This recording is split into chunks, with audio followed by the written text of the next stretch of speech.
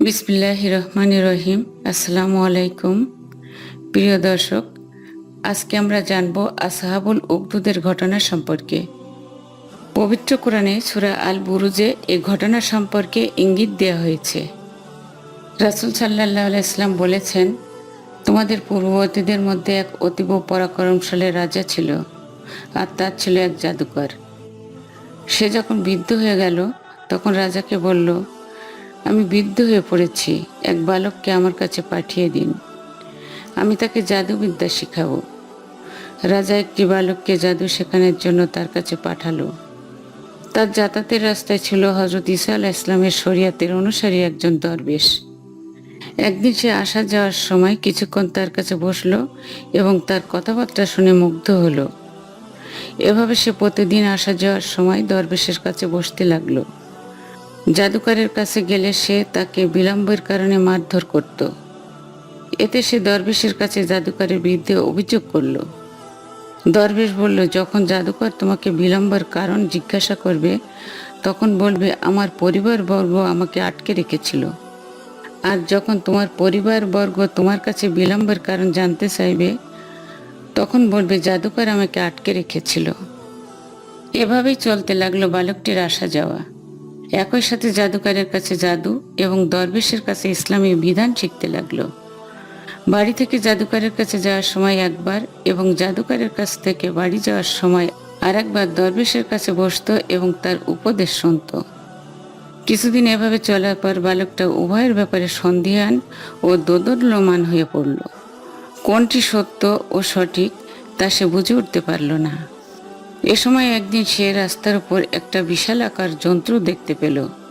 যন্ত্রটি এমনভাবে রাস্তা আটকে দাঁড়িয়েছিল যে লোকজন আসা যাওয়া করতে পারছিল না।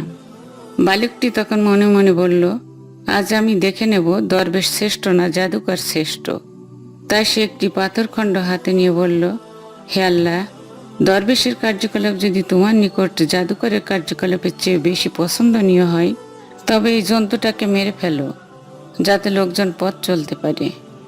তারপর সে ওই পাথরখণ্ডটি ছুঁড়ে মারল এবং তাতে যন্ত্রটি মারা গেল, আর লোকজন যে যার পথে চলে গেল। তারপর সে দরবেশের কাছে এসে সমস্ত ঘটনা জানালো। দরবেশ তাকে বলল, প্রিয় বৎস, তুমি আজ আমার চেয়ে উত্তম হয়ে গেছো, তবে তুমি খুব শীঘ্রই পরীক্ষার সম্মুখীন হবে। যদি তুমি কোনো পরীক্ষায় পড়ে যাও তবে আমার সন্ধান দিও না। এরপর বালকটি এমন অলৌকিক ক্ষমতার অধিকারী হলো যে সে কেবল আল্লাহর কাছে দোয়া করা মাত্রই অন্ধ ও কুষ্ঠরোগী ভালো হয়ে যেত এবং এভাবে অন্যান্য রোগেরও চিকিৎসা করত। রাজার পাত্রমিত্রদের একজন অন্ধ হয়ে গিয়েছিল। সে এই খবর শুনে বালকটার কাছে উপঢৌকন নিয়ে এসে বলল, তুমি আমাকে আরোগ্য দান করবে, এই আশায় এসব এনেছি। বালক বলল, আমি কাউকে আরোগ্য দান করি না, আল্লাহ হয় আরোগ্য দান করেন। যদি তুমি আল্লাহর প্রতি ঈমান আনো তবে আমি দোয়া করব, আশা করা যায় যে তিনি আরোগ্য দান করবেন। সে তখন আল্লাহর প্রতি ঈমান আনলো আর আল্লাহ তৎক্ষণাৎ তাকে আরোগ্য দান করলেন। তারপর সে রাজদরবারে ফিরে গিয়ে আগের মতো নিজ দায়িত্ব নিয়োজিত হলো।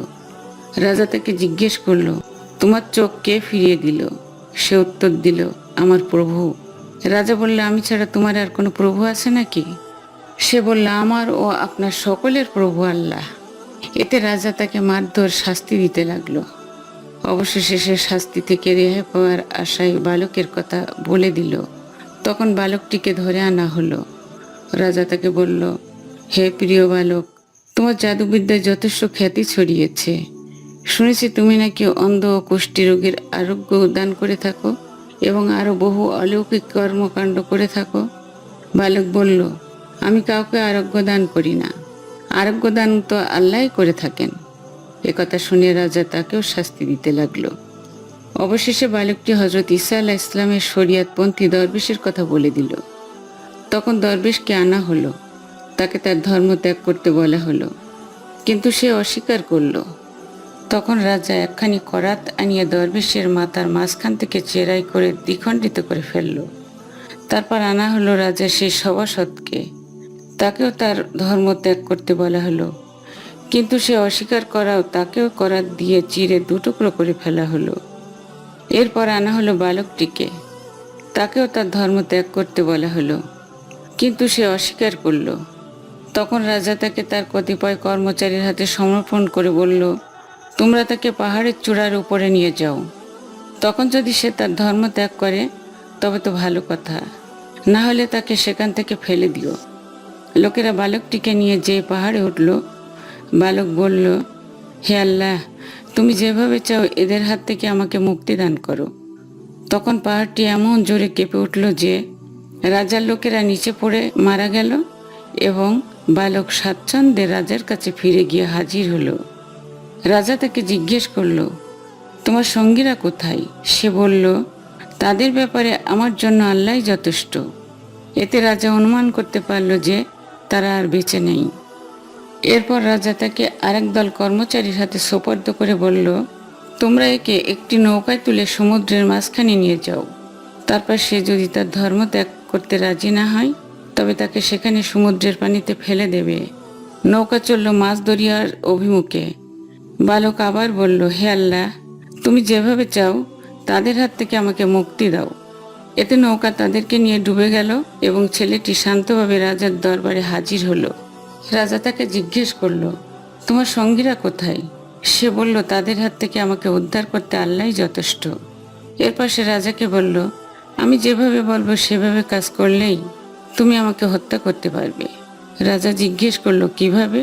সে বলল, একটি মাটিয়ে জনগণকে সমবেত করো, তারপর আমাকে শুলে চড়াও। তারপর আমার তীরদানি থেকে একটি তীর নিয়ে ধনুকে জুড়ে দিয়ে বলো, বালকটির প্রভু আল্লাহর নামে তীর মারছি, এরূপ করলে তুমি আমাকে মারতে পারবে। রাজা তখন মাঠের লোক সমবেত করে বালককে শুলের উপর বসালো। তারপর বালকের তীরদানি থেকে তীর নিয়ে ধনুকে জুড়ে দিয়ে বলল, বিসমিল্লাহি রাব্বিল গুলাম, অর্থাৎ বালকটার প্রভু আল্লাহর নামে তীর মারলাম। এই বলে তীর নিক্ষেপ করলো। বালকটি তাতে তীর বিদ্ধ হয়ে মারা গেল। এই দৃশ্য দেখে জনতার সমস্বরে বলে উঠল, এ বালক যে প্রভুর কথা বলে, সে আল্লাহর উপর আমরা ঈমান আনলাম। এ খবর পেয়ে রাজা ক্রোধে অধীর হয়ে উঠল। তার পরিষদবর্গ তাকে বলল, যে আশঙ্কায় আমরা ছিলাম তাই তো ঘটে গেল। এখন তো দেশ শুদ্ধ লোক ঈমান এনে ফেলল। রাজা তখন রাস্তার পাশে দীর্ঘ গর্ত খোঁড়ার হুকুম দিল। গর্ত খোঁড়া হলে তাতে আগুন জ্বালানো হলো। রাজা বলল, যে ব্যক্তি তার ঈমান ত্যাগ করবে না তাকে ওই আগুনে ফেলে দাও। যারা ইসলামের উপর অবিচল রইল তাদের সবাইকে জ্বলন্ত আগুনে নিক্ষেপ করে শহীদ করা হলো। একসময় সন্তান কোলে নিয়ে এক মহিলা এলো। সে আগুনের মধ্যে যেতে ভয় পেলে শিশুটি অলৌকিকভাবে বাকশক্তি লাভ করলো এবং বলল, আম্মা, আপনি সবর করুন, আগুনে ঝাঁপ দিতে সংকোচ করবেন না, কারণ আপনি তো সত্যের উপরেই আছেন। এই ঘটনাটিকে ইতিহাসে আসহাবুল উকদুদের ঘটনা বলা হয়। উকদুদ অর্থ আগুনের কুণ্ডলী। প্রিয় দর্শক, প্রকৃত ইমানদার ব্যক্তির যে কোনো সময় যে কোনো কঠিন পরীক্ষার সম্মুখীন হওয়ার জন্য প্রস্তুত থাকা উচিত। আমরা বালকটির থেকে শিক্ষা নিই এবং আল্লাহর প্রতি একনিষ্ঠভাবে ঈমান আনি। প্রিয় দর্শক, আমাদের চ্যানেলটি যদি আপনাদের ভালো লেগে থাকে তাহলে সাবস্ক্রাইব করে চ্যানেলটির সাথেই থাকুন। আল্লাহ হাফেজ।